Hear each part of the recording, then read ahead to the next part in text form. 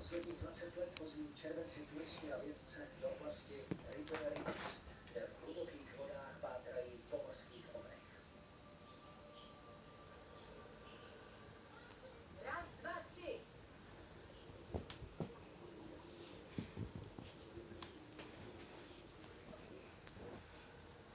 Nemám, kde to je? Můžeš mi to donést na postel, Nelinko.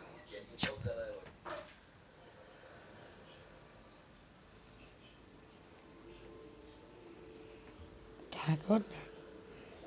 Hodně, hodně. Tento podivný zvuk signalizuje, že se blíží.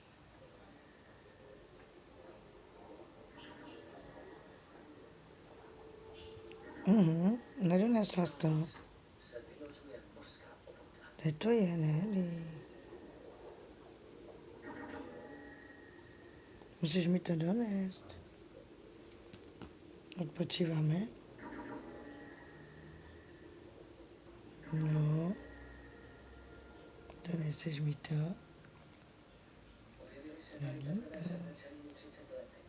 Tyto plejtváci malí sem z Jižního oceánu totiž cestují více než 7 000 kilometrů.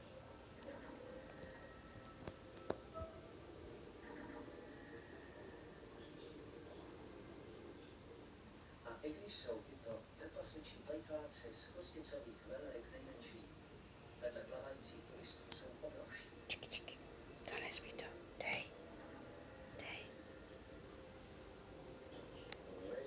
Úžasné na těchto trpasličích plejtvácích je to, že nás vyhledávají. Připlouvají za námi. Je to výsada sdíleného okamžiku. Hodně. Oni poznají vás, Hodně, poznáte Nelinka. je. A dívat se z očí do očí 7metrovému zvířeti, které vás chce navštívit, je prostě neuvěřitelné. John byl jedním z prvních tour operátorů, kteří aktivně podporují vědu tím, že propojili výzkum s turismem. Máš? Výlety financují turisté a data, která se shromažďují na palubě, nám umožňují nahlédnout do jejich světa. Většina plejtváků, kteří navštěvují turisty, jsou dospívající jedinci.